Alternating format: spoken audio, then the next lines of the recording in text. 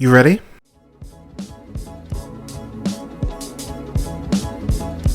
You're listening to the Real Pineapple Podcast Network.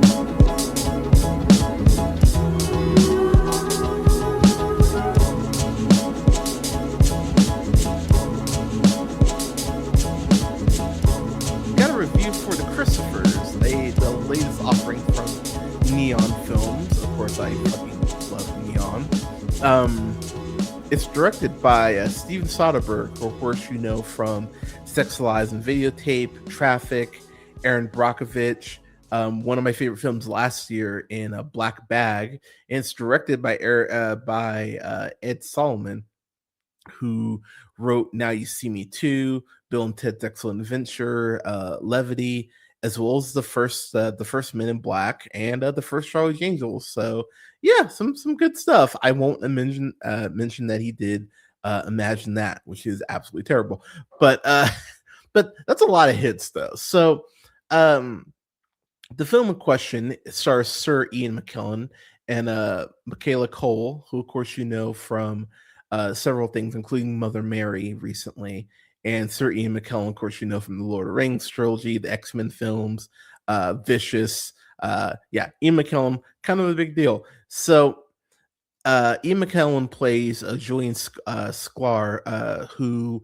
is this renowned artist, renowned painter who hasn't painted in years, and he had gone ahead and started this new series of painting called the Christophers. And through some events, Julian has gone ahead and stopped painting. His kids, who are played by James Corden, bastard, and Jessica Gunning.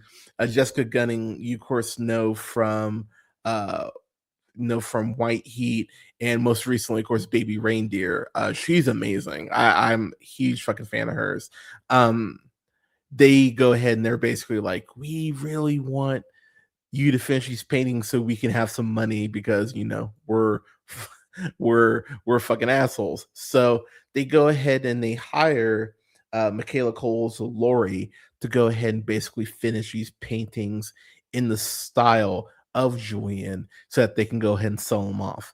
So it's a very interesting concept in terms of what they're going for here. What I really love about this movie, and I mean love about this movie, is the chemistry between Michaela Coel and Ian McKellen. It is electric whenever they are on screen together. And while I think this is a very well directed film, because I mean, let's call it what it is, Steven Soderbergh doesn't direct bad films. It really is the script that is the star of this movie. Every piece of dialogue between Coel and McKellen just jumps off the page in a way that I went, oh yeah, they're fucking running with this. They are so good about being able to bounce off each other in the way that there is a significant sass and snarkiness to what they're saying, but there's also a lot of emotion behind it. Julian, as a artist, really feels like he's gotten screwed through circumstances not of his, not of his, like, he didn't do anything wrong. I mean, well, never mind. I say he didn't do anything wrong. That's a lie, but I don't want to spoil too much.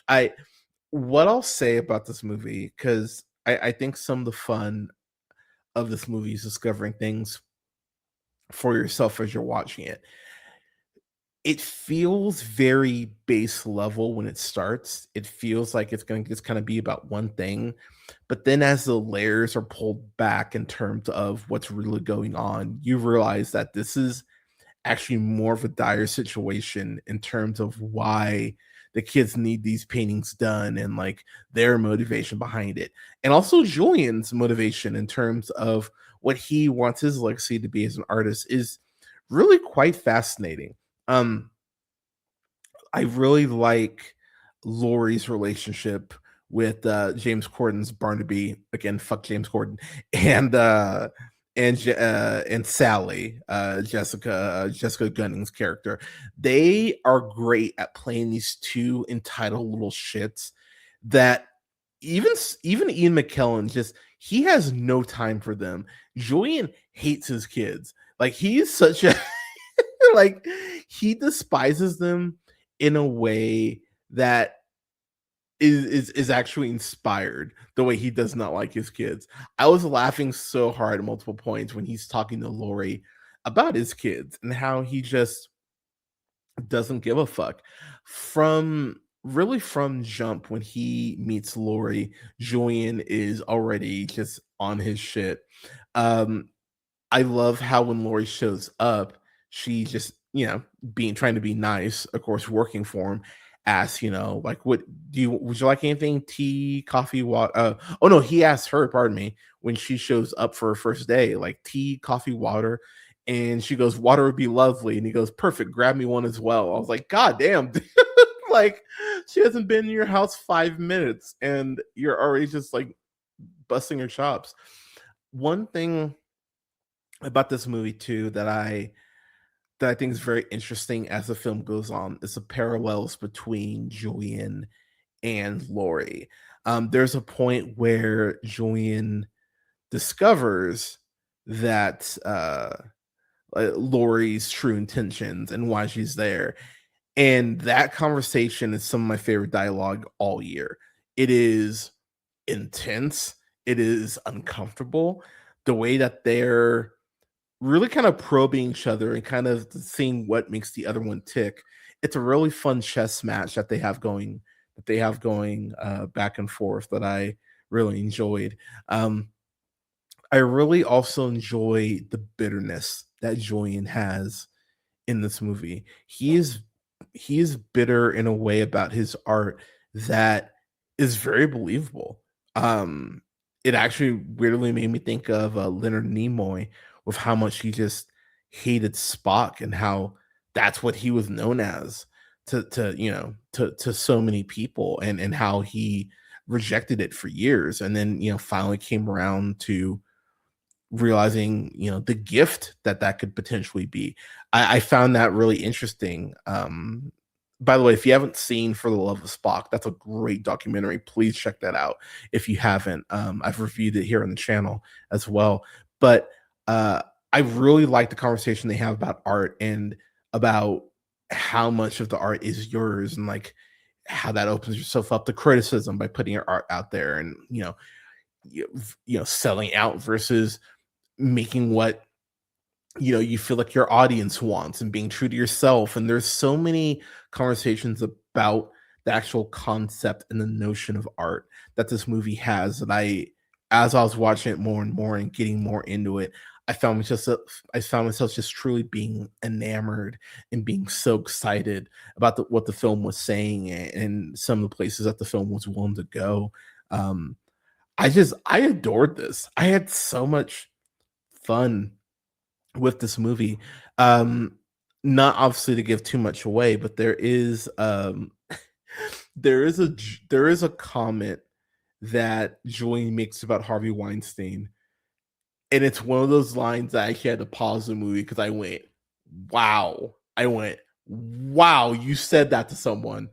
It's it's one of those things where I went, "God damn, I love that!" Like I love that you had like whoo, like, there's several lines of dialogue. I keep coming back to the script, but I really did find myself at points throwing my hands back in the like just like in celebration in terms of how fun the script was, um and how I was uncomfortable at points, but I was dying. I was having so much fun being in this world and being in this house and being around these artists and being around these people who are protective and honestly pretentious about their art. So I was really excited. I was really excited to check this out, and I'm right now it would be in my top 10. Like I enjoyed the hell out of this.